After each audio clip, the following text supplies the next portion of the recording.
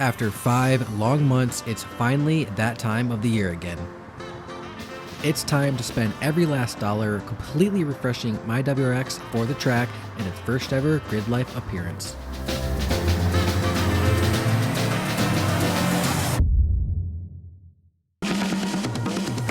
During the winter, we took this car to the next stage of development. We partnered with Import Image Racing and Baltz Autosport to replace every suspension component. Sway bars, front control arms, rear control arms, both lower and upper, bushings, toe arms, and end links. And maybe a few OEM bolts. But what actually needs to be done for my WRX to be track ready? So we're starting with the basics. That's all your fluids. Engine oil, transmission oil, rear diff oil, and especially your coolant. Brakes are pretty important too. So for this season, we've got all new rotors, brake fluid, and brake pad setup.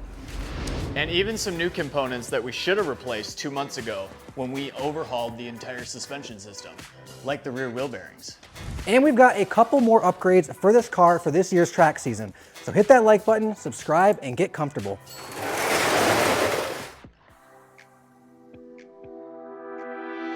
Starting with the basics with oil. So we've got some Shell Rotella, and I know what you may be thinking right now. Stop what you're doing right now. This is diesel engine oil for your diesel pickup truck. This goes in a Power Stroke, a Duramax, a Cummins. This it's gonna is be just fine. Formulated it's gonna be just for fine. diesel fuel, for compression, Read ignition. Read Do NASA. not run Rotella or any other diesel engine oil in your turbocharged gasoline engine. Please, I'm begging you. Typical oils for like turbo Subarus, I really like the 8100 XS from Motul. It's gonna be a great option for street cars, either they're stock or have just a few bolt-ons running either 91 or 93 pump gas. When you get into a little bit more spicy stuff, if you're running E85 or like a 110 race fuel, you may wanna look at something with a little more fuel contamination resistance. That would be like the Motul 8100 Power. Or in the case of what we're going to use in this car, the Motul 300V. Oils like the 300V have better heat resistance and are also specifically designed to handle extreme track conditions. So this is a measurement funnel. Whoa, little backsplash there. This handy dandy little scale on the side here, so you can pre-fill this to exactly the measurement of oil you want to put in your engine, and then put it all in the engine. Now, a lot of people will just pour it in, start it up, check the dipstick. You know, that works, that's tried and true, don't get me wrong. This is like, you fill it up, you know exactly how much it is, you pour it in the engine, you start it up, it's exactly on the full dot on the dipstick, and you're done. As a resident of the lovely northern climate of Michigan, we get freezing temperatures, and this means in the winter we replace the cooling system back to coolant, because water plus engine block plus freezing temps equals bad. But coolant is in every car, so why not just leave it? One of the main reasons is that coolant has glycol in it, and that means that if you spill it all over the track, it's going to be extremely slippery, and it's very, very difficult to clean up for the track crew. Everyone waiting for those track sessions are going to be very mad with you because you decided to run coolant in your car. While the coolant is draining, we didn't plan on adding this, but weight reduction makes all the difference. I mean, we're talking about seconds, tenths on a lap, and this anti-gravity battery weighs practically nothing. Would you say it like defies gravity? I would say it drops our weight down and it shaves off lap time is what it does. Like, too. look at that. Like, look at this. This is lightweight. How much lap time are we gonna shave? Probably about 12 seconds. Actually, shit, you know what? We corner balanced the car and got it all aligned. No! And now the weight's off. Oh no! He's gonna be pissed. Darius is gonna be like, dude, I gotta fix it. We really didn't actually need this anti-gravity battery, but the main benefit, the only benefit is that it's gonna be weight reduction. I mean, again, it's super light, like literally 2 fingers. Like, I can hold this, no problem. And we got a fancy case to go with it. Melee. Shout out the boys at Melee. And it's gonna go right in here. Just like that, nice, perfect fit. Dude, that is a perfect fit, dude. Yeah, the foam keeps it nice and snug. Close the little door, still got access to your jump start button. It's beautiful. Yeah. He forgot to tell you that like his battery was totally shot, so he did need to buy a battery, for the record. In order to properly mount the battery enclosure, we did have to do some light fab work, drilling out several holes and adding rib nuts. With the battery installed and the coolant finally drained, that brings us to the second reason why not to run coolant. Good stuff. The second and the real reason why we're not using coolant is that serviceability, right? So if you need to make a quick change, need to drain the radiator for any reason, distilled water is not that sticky, icky mess when you drain it out all of your hands. It is just distilled water. Coolant, on the other hand, very sticky, icky, gross, disgusting. It's not easy to work with. So save the time and hassle by using distilled water instead of coolant. But in order to make the water better, we need to add one thing to it. Or you might say, make the water wetter. What this is here is Redline's water wetter coolant additive.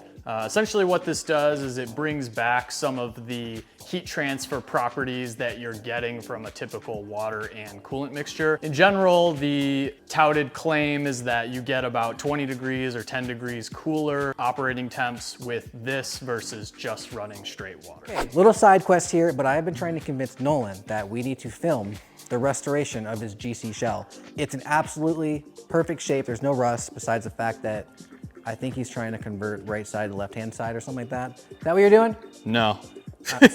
Comment down below to let him know that you want to see this, because that's the only way I'm going to be able to convince him. But other than that, hit the like button too. Technically, there is one other fluid that we do need to change. But before that, we need to get the brake lines off. So like 2 years ago when I first got the car ready for the track, I had got some new stainless steel braided lines, but I could not get the passenger side rear or the passenger side front lines unhooked because they were just totally rusted out. Nolan is confident that he can get them off, and I'm not. I just don't believe it. So we're gonna find out if he can get them off or not. Piece of cake. Okay, now we let it cool. Dude, first try. So that that wasn't even tight. Did you try that one or no? I did. It was literally like, I didn't heat it up as much. I had my tiny torch. oh, was it blue, like The little handheld one you get. oh, those don't do shit, bro. No, you need that yellow tank, the MAF gas. This one might be more problematic, but we'll see. So what we're dealing with is some nice rounded off tube nuts. So normally you'd take like, you know, your tube or line wrench here, and try and get it on there, and this one's all f***ed up, so that won't even go on. So instead, we have vice grips. Now, I wouldn't recommend anyone try to do this with standard locking pliers or like actual vice grip brands, but this is the Malco Eagle Grip, made in Nebraska, right here in America. You can also get them as a Snap-on branded item if you so desire, tool truck debt. But these have the neat feature of being able to tighten them with a wrench. So once you get on there, you can crank it down as tight as your heart desires. What's the over-under? 25. Done. Malco Eagle Grips, baby, let's go. Someone like torqued those to spec or something, that's crazy.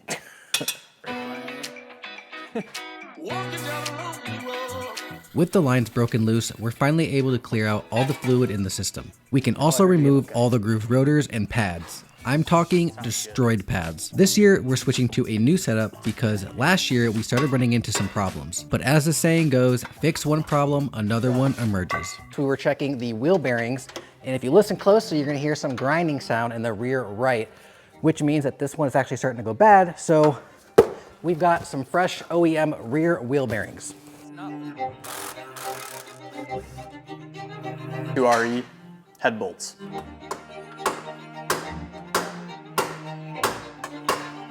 Happen to be the exact thread of the bolts that hold in the hub to the knuckle. Wasn't the other side the one that's actually bad? Yeah. Yeah, whatever. Who said when we had the whole suspension apart, we had the whole knuckle sitting over there on the bench, and I was like, hey, you know, one of your rear wheel bearings is bad. It would be real easy to just pop that hub out while it's all on the bench. And he's like, nah, that's fine. Like, I'm gonna do the 6-speed swap, so then we'll just replace all that. Like, it's okay. And I said, okay. Well, fast forward 2 months later, here we are, banging out the fucking hubs on the car, because I gotta replace them. I wouldn't wish rusty wheel bearings on anyone. These were the absolute worst parts to remove from the car, and it took us over 4 hours.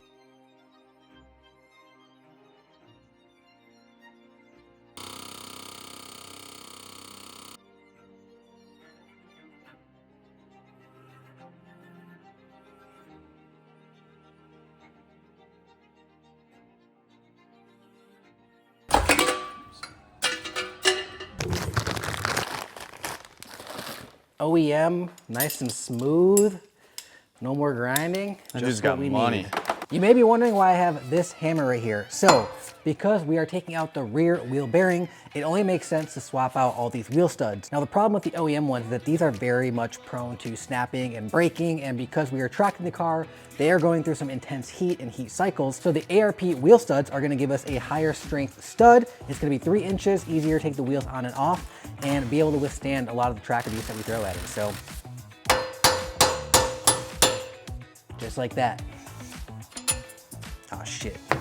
These 3-inch extended wheel studs are courtesy of Import Image Racing. While we were in the middle of shooting everything and we took off the rear wheel bearings, we were like, why not just replace the studs with some stronger ones? Because we're gonna be putting the car through its paces and the OEM ones just aren't gonna last. So shout out to them. I had called them on Monday, and then 2 days later, these had arrived on my doorstep. When we were taking off the rear wheel bearing, we tried a couple methods, and needless to say, we absolutely destroyed the rear backing plate. So why bother you're using that when we could just get a brand new OEM one imported straight from Japan?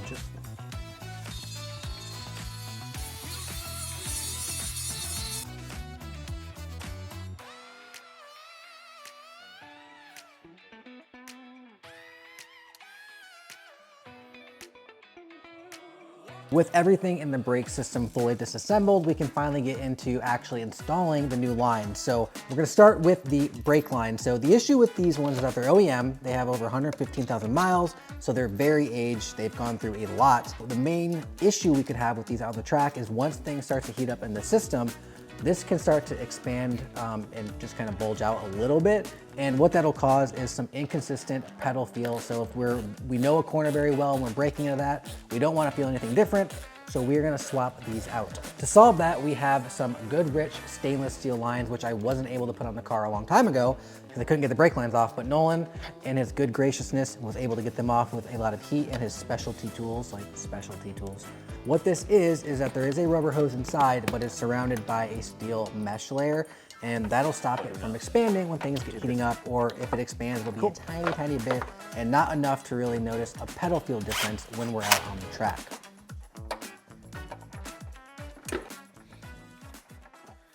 A critical area that needs to be addressed is stopping power. Last year, the pads simply weren't holding up as we got deeper into each session. Pads were overheating and I started to experience a little fade. Solution to that this year would be a hotter pad, and we've decided to test out a new brand. These are the Carbotech XP12s, and these are the XP10s.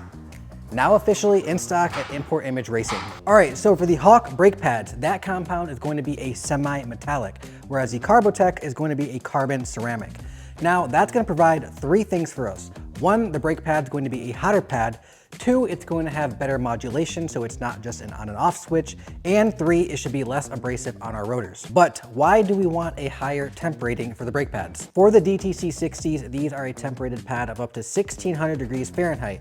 Now, that may seem like a lot, but it really is not. The problem with the WRX is that it's front end heavy and my rotors are very, very small. So when I'm pushing these on the track, it was very easy to get them to overheat, which we did more than once. And they started to fade quite a bit near the end of the session, and I had to back off everything. So that's not gonna work for this car. With the XP12s, we are going to get a temp rating of 1,850, which is going to be about a 16% increase overall. So we should be able to push these pads a lot harder with the heavier front end of the car without worrying about any brake fade or any glazing. For the XP10s in the rear, it's gonna also have a higher temperature, so we're gonna get some percentage increase there as well compared to the H3 Pluses. However, most of the braking force is gonna be in the front of the car where it's heavy, and that's gonna have the most load. So we will get some higher temps in the rear, and hopefully they should work just well with the XP12s in the front. For the rotors, we have the same setup as last year. Premium centric blanks for the front and for the rear. Now, these fronts have been cryo-treated, so they have been taken down to a very cold temperature and brought back to normal, which is supposed to increase the actual strength of the rotor itself. I don't know if it actually does that, but we're gonna run these ones, same as last year, until we get a big brake kit, then we'll upgrade to a better rotor. Something unique about the Carbotechs is I actually had these pre-bed before they shipped. So essentially it went through a process where it was heated up to like 500 degrees, and then it was heated up again to over 1,000 degrees, and that basically burns off a lot of the chemicals and all of the stuff during the manufacturing process. So I could just slap these on and hit the track. Now that we have the brakes put back together and the lines reconnected, we can start talking about our brake fluid. I need something that's going to be able to withstand the heat generated by the brake pads, especially because we have a hotter pad this year. So last year I ran the RBF 600. This year we're gonna skip the 660 and we're gonna go straight to 700. As far as brake fluid goes, there's only two main specs you're gonna commonly see, and only two that we really care about. That's gonna be your dry boiling point and your wet boiling point. Dry boiling point is going to be what we care about the most for this application. It's essentially going to be the brake fluid's boiling point when it's brand new, you just cracked open the cap of that bottle and broke the seal. Basically, it's absorbed almost no moisture from the atmosphere yet, so it's gonna perform at its absolute best. The RBF 600 comes in at a boiling point of 594 degrees Fahrenheit dry, the 660 is 617, and the RBF 700 comes in at 637. The wet boiling point is going to be the boiling point for your brake fluid once it's been used a little bit. By definition, it's once the fluid has absorbed about 3% or so of its volume as moisture from the air. The RBF 600 wet comes in at 401 degrees Fahrenheit, the 660 also 401, and you guessed it, the 700, 401. Unfortunately, that's just an inevitable side effect of this type of fluid. That's why we put fresh fluid in. Previously, we overhauled all of the suspension components on the car. Now we just got done prepping everything mechanically so it's ready to go for this year's track season. But it's all for nothing if the entire time you're on track, you're struggling to keep yourself in the driver's seat. To fix this, we'll be installing this Schroth Rally 4 ASM harness.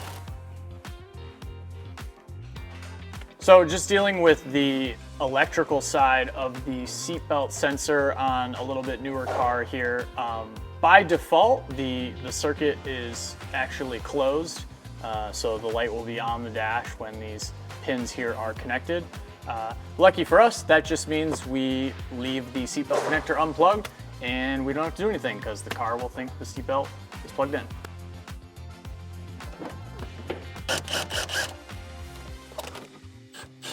Now, I know what you might be thinking. This is a 4-point harness with no crotch strap. If I crash this car, I'm sliding straight under, right into all the spinal compression that my body would love to endure. However, you're wrong. This seatbelt is designed through and through to not only work with the factory airbag system, but also the factory seat, as well as the factory seatbelt mounting points. With a final nut and bolt check all the way around the car, the only thing left to do is to check our work on the track to see just how much faster this car is.